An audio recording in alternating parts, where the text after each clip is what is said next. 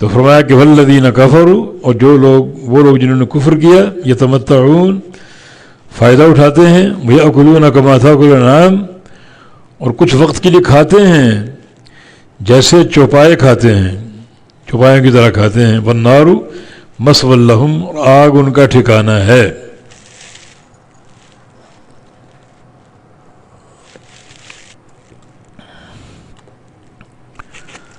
آگ ان کا ٹھکانہ ہے۔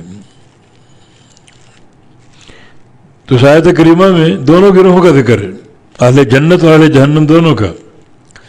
جنتی کون ہے؟ جن میں دو خوبیاں ہوں، ایمان اور عمل صالح، ان کے لیے جنت اور اعلیٰ میوے اور بہترین نہریں، اور جو کفر اختیار کر کے اسلام میں داخل نہ ہوئے وہ ایک وقت کے لیے فائدہ اٹھاتے ہیں، دنیا کی زندگی تک محدود ہے وہ، اور کھاتے ہیں، چرتے ہیں چوپایوں کی طرح، جانوروں حیوانوں کی طرح، تو تھوڑی بہت عیش کرتے ہیں وہ، لیکن والنار مثوی لہم، اور آگ جہنم کی ان کا ٹھکانہ بن جائے گا، ان کا ٹھکانہ بن جائے گا آگ۔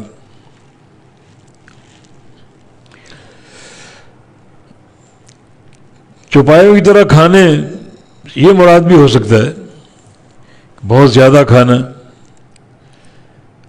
حتیٰ کہ انسان چلنے پھرنے اور سانس لینے کے قابل نہ رہے، سانس اگر لے گی میں دقت سے، زیادہ کھانا بندے کو غافل کر دیتا ہے۔ ان میں قیم رحمہ اللہ کی تعبیر کے مطابق 4 فضول چیزیں بندے کو غافل کر دیتی ہیں اور اس کی عاقبت کو تباہ کر دیتی ہیں۔ ایک فضول الطعام ہے، زیادہ کھانا پینا۔ دوسرا فضول الضحک، خام خواہ ہنستے رہنا اور زیادہ ہنسی مذاق کا مظاہرہ کرنا۔ اور ایک ہے فضول النوم، زیادہ سونا، بندہ ہر وقت غفلت سے شرکار رہے، غفلت سے سرشار رہے۔ اور فضول الکلام کا بھی ذکر ہے، بیہودہ بولنا اور ضرورت سے زیادہ بولنا، یہ چیزیں پکڑ کا باعث ہو سکتی ہیں۔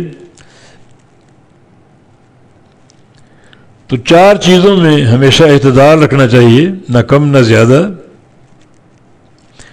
زیادہ کھانا پینا، زیادہ بولنا، اور زیادہ جو ہے وہ سونا۔ اور یہ جو بیان ہوا یہاں پر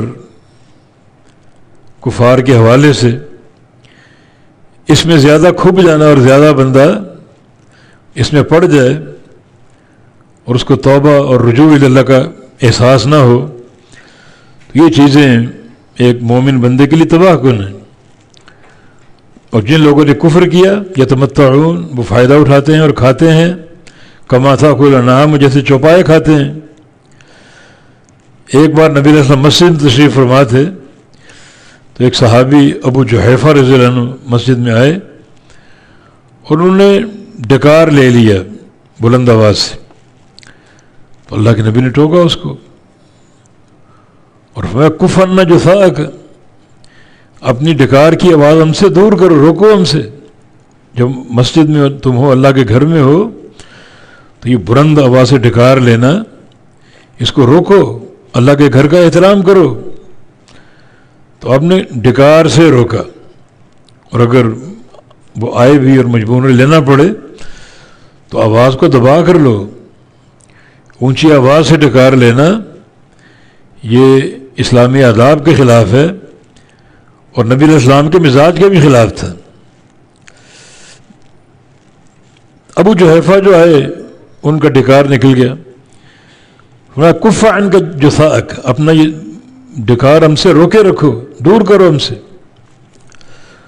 اور ساتھ ہی ایک بات ارشاد فرما دی کہ ان اکثر الناس شبعا فی الدنیا اطول الناس جوعا یوم القیامہ۔ ڈکار آتا ہے پیٹ بھرنے سے، تو جو لوگ زیادہ ڈکارتے ہیں، زیادہ ڈکار لیتے ہیں، قیامت کے دن ان کو لمبے فاقے برداشت کرنے پڑیں گے۔ یعنی اطول الناس جوعا یوم القیامہ، جب کل قیامت قائم ہوگی تو ان کو اس ایک عرصے کے لیے لمبے ڈکار لینے پڑیں گے، جب تک وہ ڈکار پورے نہیں کر لے گا وہ جنت میں داخل نہیں ہو سکے گا۔ تو زیادہ کھانے پینے سے اجتناب کرنا چاہیے. یہ زیادہ کھانا پینا یہ کفار کی علامت ہے، اور چوپائے ایسا کرتے ہیں، جانور ایسا کرتے ہیں.